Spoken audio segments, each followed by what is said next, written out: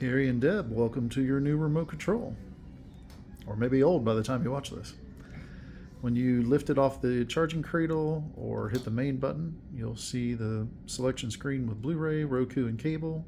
Just operate the touch screen. If you wanted to watch something streaming, you would hit the Roku button. Television will turn on, all the gear in the garage will turn on. Since that stuff's in the background, it's going to be a little blurry in the video, but we want to make sure the focus is on the remote here. Now the top of your remote is transformed into the Roku. You have volume up and down and mute.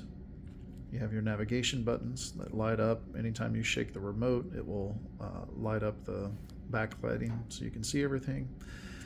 We've got this set to automatically launch Amazon Prime.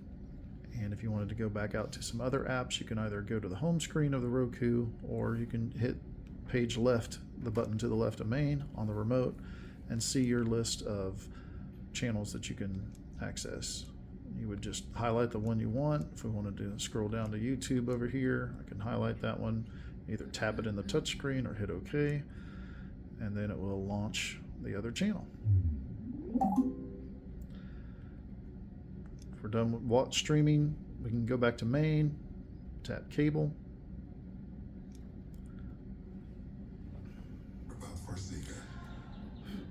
It's going to switch to the cable box. We've got the number pad at the top. We've got volume up and down and mute, channel up and down, previous channel.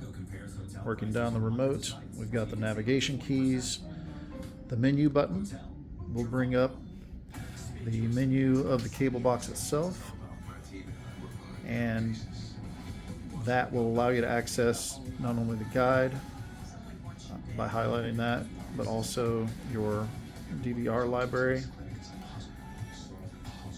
Again, just navigating up, down, left, and right.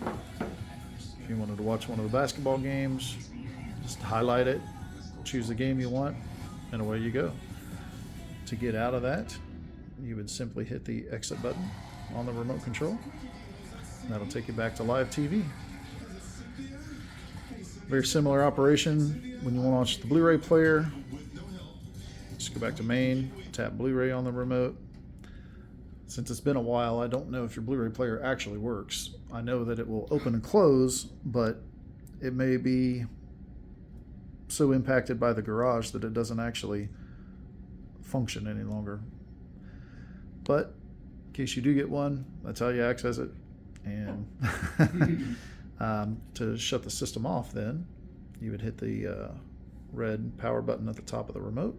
It's going to ask you whether or not you want to shut off this room. If you have other rooms, you can just isolate this one room by turning it off. In your case, this is the only room at the making of this video, so you can just hit turn system off, and there you go.